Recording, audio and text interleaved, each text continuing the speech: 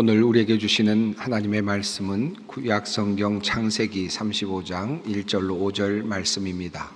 창세기 35장 1절로 5절까지 말씀입니다. 주님의 말씀을 봉독합니다. 하나님이 야곱에게 이르시되 일어나 베델로 올라가서 거기 거주하며 내가 내 형 에서의 낯을 피하여 도망하던 때에 내게 나타났던 하나님께 거기서 제단을 쌓으라 하신지라. 야곱이 이에 자기 집안 사람과 자기와 함께한 모든 자에게 이르되 너희 중에 있는 이방 신상들을 버리고 자신을 정결하게 하고 너희들의 의복을 바꾸어 입으라. 우리가 일어나 베델로 올라가자. 내 환난 날에 내게 응답하시며 내가 가는 길에서 나와 함께하신 하나님께 내가 거기서 제단을 쌓으려 하노라 하매 그들이 자기 손에 있는 모든 이방 신상들과 자기 귀에 있는 귀고리들을 야곱에게 주는지라. 야곱이 그것들을 세겜 근처 상수리 나무 아래에 묻고 그들이 떠났으나 하나님이 그 사면 고울들로 크게 두려워하게 하셨으므로 야곱의 아들들을 추격하는 자가 없었더라. 아멘. 중국계 미국인 지리학자이자 세계적으로 인문지리학자로 인정받은 이푸 투안이라고 하는 분이 쓴 책이 있습니다. 공간과 장소라고 하는 책인데요. 아마 이 책을 읽으신 분들이 꽤 많이 있으실 것입니다. 오래된 책입니다. 1977년에 발간이 되어서 지금까지 40여 년 동안 줄곧 사랑을 받고 있는 그런 책입니다. 그에 의하면 공간이라고 하는 것과 장소가 다르다라고 그렇게 말을 합니다. 그는 인간이 태어나서 발 딛고 서 있는 모든 곳은 공간이 되거나 혹은 장소가 된다라고 그렇게 말합니다. 자, 그런데 인간은 살아가면서 자신의 감각을 통해서 본능적으로 공간과 그리고 장소를 구별해 간다라고 그렇게 말하고 있습니다. 공간은 뭐고 장소는 무엇일까요? 그 기준은 가치에 있습니다. 저자에 의하면 공간은 장소보다 추상적인 그런 개념입니다. 그야말로 비어있는 곳을 말합니다. 그런데 처음에는 별 특징이 없었던 이 비어있는 공간이 우리가 그곳에서 조금 더 거하고 알게 되고 또 그곳에서 가치를 부여하게 되면서 그것은 점차 장소가 된다라고 그렇게 저자는 주장하고 있습니다. 저자는 장소애라고 하는 토포필리아라고 하는 그런 용어를 사용하고 있는데, 즉 장소란 공간 중에서 인간이 이동 중 정지하는 곳이다 라고 그렇게 이야기를 합니다. 조금 어렵죠? 장소란 공간 중에서 이동 중 정지하는 것이다 라고 이렇게 말을 합니다. 그 멈춤, 정지로 인해서 장소가 가치가 생겨난다 라고 말을 합니다. 조금 어려운데 조금 쉽게 한번 설명을 해보겠습니다. 예를 들어서 사랑하는 사람이 두 여인과 남자가 함께, 연인이 함께 길을 간다고 한번 생각해 보십시오. 길을 가고 있는 것은 그저 공간이겠죠. 비어있는 곳이겠습니다. 그들이 둘이 함께 걸어갑니다. 그런데 어느 순간에 그만 전봇대 아래 함께 둘이 있어서 그만 첫 번째 키스를 했다라고 한번 상상해 보십시오. 그는 지금 걸어가다가 정지했습니다. 그런데 그 자리에서 첫 키스를 했으니까 어떤 것이 됐습니까? 가치가 생겨났습니다. 그리고 그것은 가치 있는 어떤 장소가 되었다라고 할 수 있겠습니다. 그러니까 공간은 비어있는 곳인데 그곳에서 사람이 가치를 부여하기 시작하면 그 자체가 장소가 된다라고 하는 뜻입니다. 이렇듯 사람은 공간 속에서 살아가지만 끊임없이 그 공간 안에서 장소를 경험하며 살아간다고 할 수 있겠습니다. 이프 투안이 말하고 있는 이 장소의 개념까지는 아니겠습니다만은 우리가 자주 가는 곳들이 아마 있을 겁니다. 여러분은 어떤 곳을 자주 가십니까? 습관적으로 자주 가시는 곳이 있을 것이고 또 사업 때문에 자주 가시는 곳도 아마 있을 것입니다. 나름의 이유를 가지고 자주 가시는 그런 장소들이 아마 있을 것입니다. 제가 장로의 신학대학교에 교수로 부임한 지 얼마 되지 않았을 때 일입니다. 우리 장로의 신학대학교에는 종종 뜨문뜨문이지만 그 옆에 있는 호텔이 있는데 그 호텔에서 함께 교수님들이 식사를 할 기회가 있었습니다. 1년에 한 번쯤 또는 때로는 없기도 하긴 했지만 1년에 한 번쯤은 우리 함께 모든 뷔페 식당에서 교수님들이 함께 식사를 하게 되는 그런 일이 있곤 했습니다.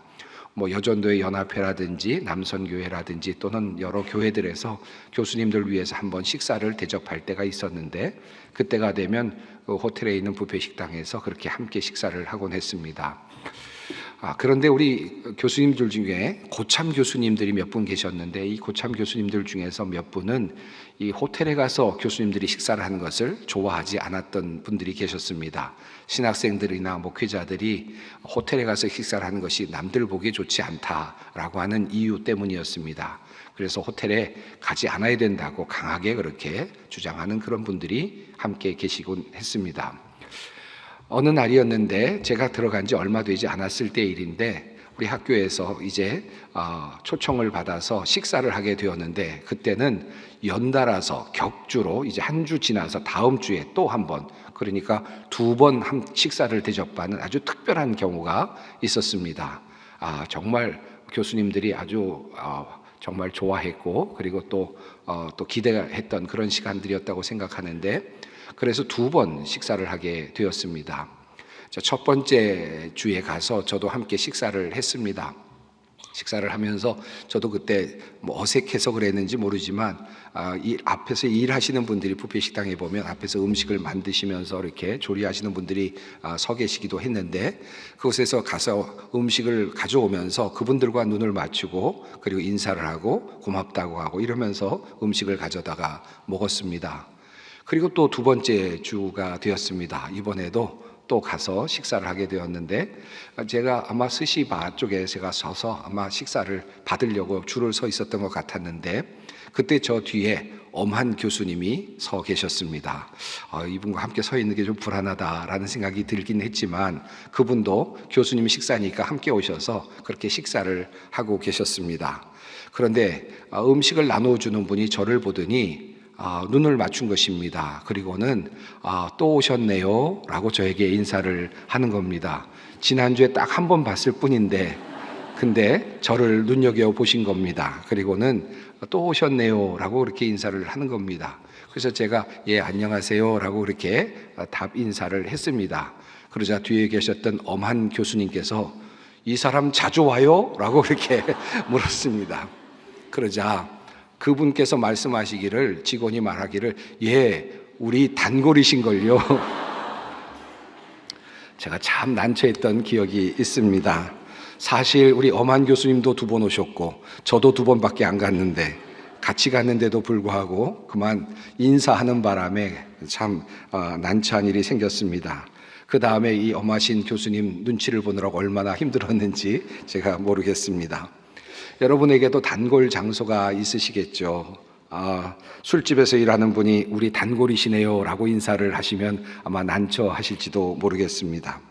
여러분이 자주 가시는 장소가 어디입니까? 제가 젊었을 때 자주 가던 장소가 3곳이 있습니다. 교회라든지 기도처 말고 또 집 말고 자주 가던 그런 장소가 3 있는데 아마 여러분들에게도 아마 그런 장소들이 있을 것입니다. 제가 젊었을 때 자주 갔던 장소 중에 하나는 김포공항이었습니다. 제가 학업을 하다가 공부를 하다가 지치거나 또는 여러 가지 힘든 일이 생길 때면 그냥 버스에 올라타서 공항까지 가곤 했습니다. 공항에 가서 오고 또 내리는 그런 비행기들을 보면서 한 번도 타보지 않은 비행기를 바라보면서 나도 언젠가는 저 비행기를 타겠지라는 생각과 그리고 저 비행기를 타고 내가 언젠가는 유학을 떠나겠구나라는 생각을 하면서 마음을 다지고 또 다지고 다시 집으로 돌아왔던 그런 기억이 여러 번 있습니다. 제가 2번째로 자주 다녔던 곳이 있는데 이것은 비밀입니다만은 여러분께만 말씀드리겠습니다. 노량진 수산시장이었습니다. 범새 동안 공부를 하다가 공부가 잘 안 되고 힘이 빠지고 그러면 나만 이렇게 열심히 사나라는 생각이 들 때쯤에는 새벽 첫 번째 버스를 타고 노량진까지 갔습니다. 수산시장에 들어가면 그 새벽에 정말로 많은 사람들이 열심히 그렇게 일을 하는 모습을 보곤 했습니다. 야, 나만 안 자는 것이 아니구나. 이렇게 많은 사람들이 안 자고 이렇게 열심히 일을 하고 있구나 라는 것을 생각하고 보면서 다시 마음을 다잡고 돌아오곤 했던 기억이 있습니다. 또 다른 세 번째 장소는 병원의 응급실입니다. 저는 종종 지금도 병원 응급실은 자주 가보곤 합니다. 그냥 길을 가다가 또 길을 걷다가 응급실 옆으로 슬금 지나가다가 응급실에 들어가면 응급실로 오는 사람들을 볼 수가 있습니다. 옛날에는 응급실 그런 이렇게 검사가 이렇게 많지 않아서 안에까지도 자주 들어가곤 했는데 요즘은 그런 검사가 좀 심해졌습니다만은 그럼에도 불구하고 응급실에 이렇게 왔다 갔다 하다 보면 이런저런 사연들을 보고 또 들을 수가 있곤 했습니다. 앰뷸런스에 실려오는 사고를 당해서 피를 흘리면서 들어오고 있는 응급 환자들도 볼 수 있었고요. 또 잠자기 전에 이런저런 일을 하다가 밤에 그렇게 실려오는 그런 분들도 있었고, 정말 아름다운 그런 여인인데 다칠 수 없을 것 같은 그런 여인이 다쳐서 그렇게 실려오는 그런 분들도 보았고, 잠자기 전에 안약을 넣는다고 하다가 그만 무좀약을 넣어서 병원으로 실려오는 분들도 보았고, 참 별의별 일이 다 있구나 하는 것을 보면서 인간의 나약함과 연약함, 그리고 다시 한번 나를 생각하는 그런 기회가 있곤 했습니다. 아마 여러분도 이런 이야기를 하다 보면 아마 한도 끝도 없을 것입니다. 이야기는 이 정도로 하려고 하는데요, 여러분에게 이런 장소들이 아마 있지 않겠습니까? 이 부투한이 말하고 있는 바로 그 가치가 있는 곳, 내가 늘 가던 곳, 내가 멈추어 섰던 곳, 내가 의미를 부여했던 바로 그 자리, 나를 나되게 만들었던 그 자리입니다. 오늘 설교의 제목이 그 자리가 있는가라고 하는 제목입니다. 이것은 장소가 있는가라는 의미겠죠. 이 부투한이 말하는 바에 의하면 공간이 아니라 장소가 있는가, 멈추어 섰던 그 자리가 있는가라고 하는 의미겠습니다. 또 설교에서 오늘 말씀드리고자 하는 이 자리가 있는가라고 하는 이 말씀의 의미는 하나님을 만나는 장소가 있는가, 하나님과 만남의 그 자리가 있는가라고 하는 질문이기도 합니다. 저는 여러분께서 자주 가시는 그 장소가 사람들 보기에 덕스럽고 하나님께서 보시기에 기쁜 그런 장소가 되기를 바랍니다. 그와 더불어서 올 한 해 동안, 2024년 한 해 동안 여러분에게 하나님을 만나는 그 자리, 장소를 넘어 그 자리가 있었으면 좋겠다라고 하는 마음을 갖고 있습니다. 오늘 본문은 야곱이 다시 베델로 올라가고 있는 이야기입니다.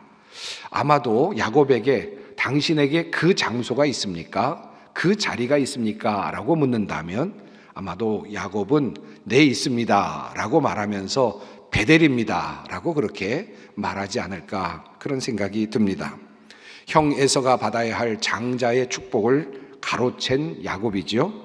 그리고 그 야곱은 그것 때문에 생명의 위협을 느끼게 됩니다. 그리고 결국 도망자의 신세가 되고 말았습니다. 야곱은 어머니 리브가의 고향이었던 하란으로 가던 중에 어떤 곳에 이르게 되었습니다.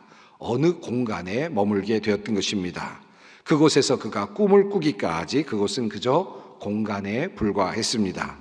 그래서 창세기 28장 11절은 이렇게 표현을 합니다. 한 곳에 이르러는 해가 진지라. 거기서 유숙하려고 그곳에 한 돌을 가져다가 베개로 삼고 거기 누워 자더니.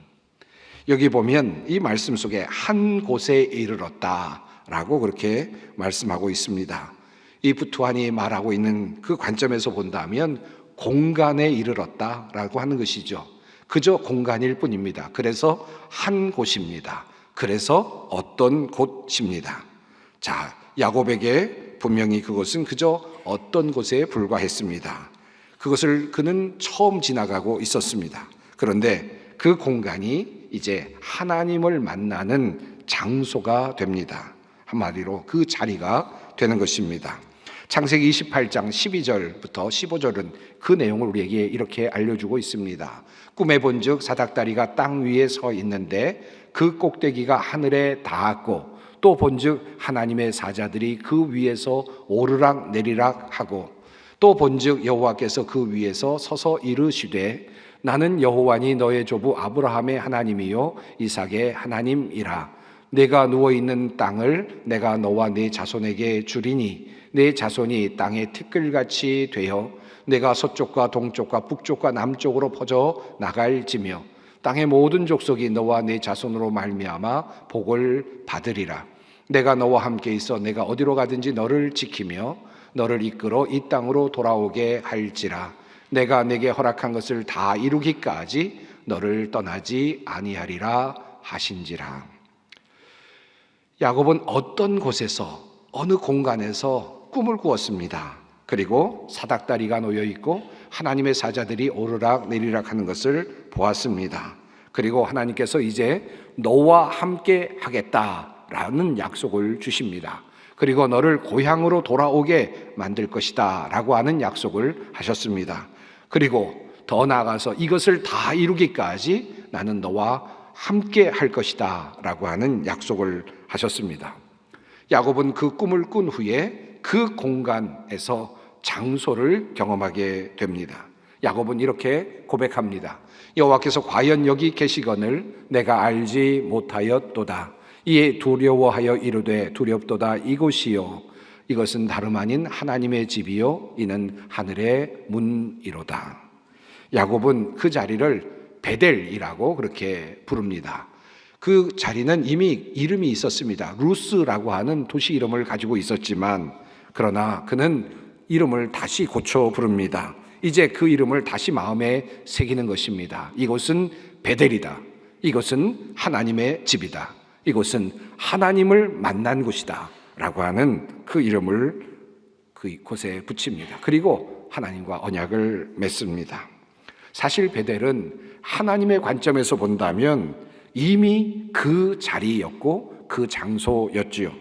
이미 하나님께서는 야곱을 만나시기 위해서 그곳에서 기다리고 계셨습니다. 이미 그 자리는 아브라함이 하나님께 제사를 드렸던 그 자리였고 그 자리에서 하나님은 야곱을 또한 기다리고 계셨습니다.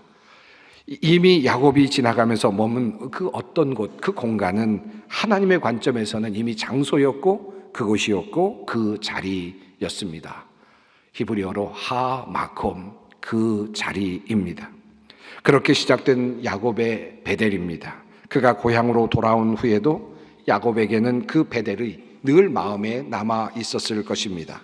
그런데 오늘 본문은 그가 다시 베델로 올라가게 되었다라고 그렇게 말씀합니다. 도대체 야곱이 어디에 있었기에 이제 베델로 다시 올라간다라고 그렇게 말을 하고 있는 것입니까? 야곱은 삼촌 라반의 손에서 벗어나서 하란에서 벗어나서 고향으로 돌아오지요. 그리고 야곱은 또 형 에서와 화해를 합니다. 극적인 화해였습니다. 그리고 새로운 삶을 고향에서 시작하였습니다. 우선 그는 가나안 땅에 정착을 하게 되었는데 장막터를 세겜의 아버지 하몰과 그의 아들들에게서 값을 치르고 그 땅을 사게 되었습니다. 그리고 그곳에서 잠시 정착을 하였는데 그만 집안에 큰 문제가 생겼습니다. 야곱의 딸 디나가 세겜에게 성폭행을 당하게 되었고 세겜 사람들과 갈등이 시작된 것입니다. 디나를 폭행한 이 세겜은 야곱에게 디나를 아내로 달라고 그렇게 요청을 합니다. 하지만 야곱의 아들들은 디나를 그렇게 내어주고 싶지 않았습니다. 너희 모든 가족의 남자들이 할례를 받게 되면 결혼을 승낙하겠다라고 그렇게 거짓으로 조건을 내어 건 후에 그 가족이 모두 할례를 받았을 때 몸이 불편한 틈을 타서 세겜의 가족들을 모두 몰살시키는 그와 같은 일을 하게 되었습니다. 이로 인해서 야곱과 그의 가족들은 그곳에서 더 이상 살 수 없는 위기를 맞이하게 됩니다. 더 이상 살 수 없는 상황이 되었을 때 하나님께서 야곱에게 이렇게 명령을 하십니다. 하나님이 야곱에게 이르시되 일어나 베델로 올라가서 거기 거주하며 내가 내 형 에서의 낯을 피하여 도망하던 때에 내게 나타났던 하나님께 거기서 제단을 쌓으라 하신지라. 위기가 도래했을 때 하나님은 다시 야곱을 베델로 부르셨습니다. 그리고 그곳에서 다시 제단을 쌓으라고 그렇게 명령하십니다. 사실 야곱은 베델에서 그 큰 꿈을 꾼 후에 하나님과 큰 약속을 한 바가 있습니다. 이런 약속을 하였습니다. 내가 평안히 아버지 집으로 돌아오게 하시오면 여호와께서 나의 하나님이 되실 것이요 내가 기둥으로 세운 이 돌이 하나님의 집이 될 것이요 하나님께서 내게 주신 모든 것에서 10분의 1을 내가 반드시 하나님께 드리겠나이다. 그러나 이러한 약속을 하였음에도 불구하고 정작 그가 고향으로 돌아온 후에는 어떠하였습니까?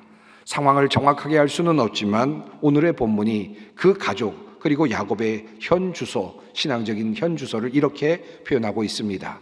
그들이 자기 손에 있는 모든 이방 신상들과 자기 귀에 있는 귀고리들을 야곱에게 주는지라 야곱이 그것들을 세겜 근처 상수리 나무 아래에 묻고. 야곱의 가족들은 이미 이방의 신상들과 그리고 이방 신을 섬기는 데 사용되었던 귀고리 등을 가지고 있었음을 성경은 말씀하고 있습니다. 하나님만을 섬기기로 작정하였던 야곱은 이미 가족들과 더불어서 이방 신을 섬기는 그런 자리에 가 있었던 것입니다. 이제 하나님은 다시 그를 부르십니다. 그리고 그의 가족들을 베델로 부르십니다. 그들은 모든 이방 신상들과 귀고리와 다른 신들을 섬기던 물건을 상수리 나무 아래에 묻고 이제 베델로 올라갑니다. 옷을 갈아입고 정결한 모습으로 올라갑니다. 이것이 바로 야곱이 경험하고 있는 그 자리, 바로 베델입니다. 예배의 자리, 서원이 있었던 바로 그 자리, 하나님과 만났던 바로 그 자리, 바로 그 자리가 베델입니다. 사랑하는 성도 여러분, 우리 소망의 성도들이 바로 이 베델을 경험할 수 있었으면 좋겠다 하는 마음을 담임 목사로서 저는 가지고 있습니다. 하나님을 예배하는 자리, 하나님이 나의 하나님이 되시고 그리고 나는 하나님의 백성이 되고 자녀가 되는 바로 그 자리, 하나님의 약속이 살아서 움직이는 바로 그 자리, 하나님의 보호하심이 있는 그 자리, 베델이 우리 모든 성도님들에게 하나씩 있었으면 좋겠습니다. 도대체 그렇다면 이 베델은 어떤 곳입니까? 여러분에게 그 자리, 이 베델은 바로 여러분이 예배하고 섬기는 여러분의 교회라 할 수 있습니다. 소망교회 교인들에게는 그 자리는 바로 소망교회, 바로 여러분이 앉아있는 이 자리입니다. 이곳에서 여러분은 하나님과 언약을 맺었고 바로 이 자리에서 여러분의 어린 자녀들이 믿음을 성장시켜 가고 있고 바로 이 자리에서 여러분은 하나님의 축복을 받았습니다. 이 자리가 여러분의 베델입니다. 2020년 1월 우리는 우한 폐렴을 염려하면서 그렇게 함께 예배를 드리고 있었습니다. 2월 23일 예배 후에 우리는 코로나19의 위험에 직면하면서 생명의 위협을 느끼며 전염병의 상황에서 잠시 예배를 온라인으로 바꾸어 예배 드리기로 결정하였습니다. 우리는 그때 안식일을 기억하여 거룩히 지키라는 이 명령을 더 이상 지킬 수 없는 그런 상황이었습니다. 특별히 예배당에 함께 모여 그와 같은 그런 시간을 보낼 수 없는 상황이었습니다. 많은 분들이 눈물을 흘렸고 그리고 또 기도하였습니다. 그리고 우리는 살인하지 말지니라라고 하는 계명을 다시 마음에 새기면서 전염병이 창궐하지 않는 일에 우리가 최선을 다하기로 마음을 먹고 그리고 포로의 시기를 함께 견디기로 작정하였습니다. 그리고 시간이 흘렀고 그리고 2023년 마침내 그 포로의 기간을 보내고 다시 우리는 예배당에 나와 예배를 드리고 있습니다. 하지만 아직까지 온라인 예배에 익숙하여서 예배당에 나와 함께 예배하지 못하는 분들도 상당히 많이 있습니다. 물론 하나님은 어디에나 계시고 우리는 어디서든지 예배할 수 있습니다. 하지만 하나님은 야곱을 베델로 불러 올리셨습니다. 야곱 역시 어디서든지 하나님께 예배할 수 있었고 또 하나님은 어디서든지 야곱의 예배를 받으실 수 있었지만 그럼에도 하나님은 야곱을 특별한 장소 그 자리 바로 베델로 불러 올리셨습니다. 바로 이 자리가 여러분이 앉아있는 이 예배당이 바로 그 베델입니다. 저는 우리 성도님들이 온라인으로 사정상 예배를 드리는 것을 금하거나 또는 그것을 폄하할 생각은 없습니다. 만약에 온라인으로 드리는 그 예배가 정말 나에게 그 자리가 될 수 있다면, 정말 하나님을 만나고 정말 하나님과 언약을 맺는 그런 자리가 될 수만 있다면 그 온라인 예배도 가능하리라 생각합니다. 하지만 그 자리가 아니라 그 자리가 되지 못하고 임시적인 자리가 되고 때로는 때우는 자리가 되거나 때로는 편한 그런 자리가 된다면 우리 모든 성도님들에게 베델로 올라오라고 권면드리고 싶습니다. 혹시나 그 사이에 다른 신상이 함께 있지는 않은지, 그리고 또 다른 귀고리도 함께 있지는 않은지 살펴볼 일입니다. 만약에 그렇다면 그 모든 것들을 다 내려놓고 다시 정결한 모습으로 주님 앞으로, 그리고 예배의 자리로 함께 나오시기를 권면드립니다.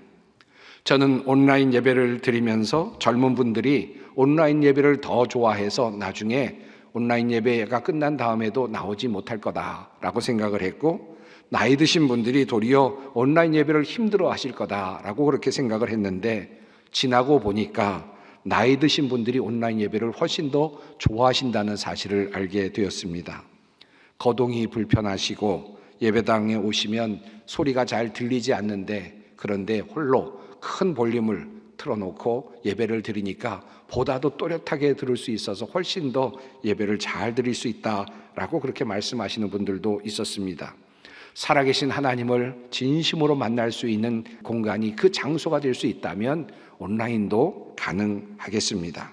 그러나 일반적으로 본다면 여러 환경이 하나님께 집중할 수 없게 만들기 때문에 우리에게는 특별한 예배의 장소가 필요한 것입니다. 어떤 분은 예배당에 나오시기 전에 먼저 1부 예배, 2부 예배를 먼저 드리시고, 그리고 그 말씀도 듣고 또 나름대로 그렇게 준비를 하시고 예배당에 나와서 다시 또 예배를 드리신 그런 성도님들도 여러 분 보았습니다. 저는 올 한 해 동안 우리 모든 소망의 성도님들이 바로 이 예배의 자리를 지켜낼 수 있기를, 그리고 이 예배의 자리에서 하나님을 진실로 만날 수 있게 되기를 간절히 소망하고 있습니다. 흩어진 자를 모으시리라 라고 하는 이 새해 주신 하나님의 말씀은 하나님께서 우리를 예배의 자리로, 흩어졌던 자리에서 예배의 자리로 다시 모으시겠다라고 하는 하나님의 의지라고 그렇게 믿습니다.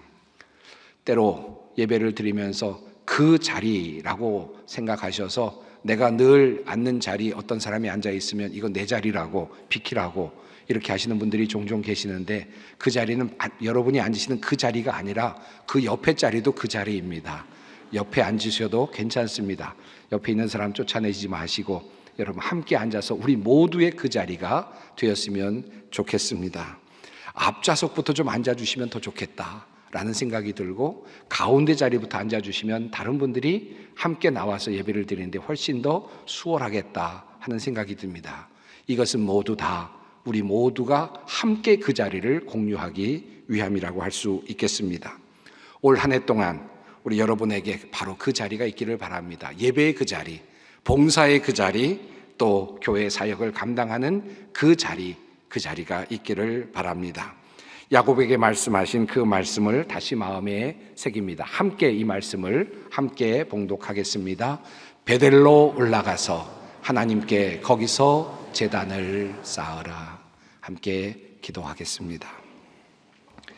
어디에나 계시는 하나님은 장소를 초월하시는 분이시지만 우리는 한 장소에서 주님을 만나고 그 자리에서 주님과 대면합니다.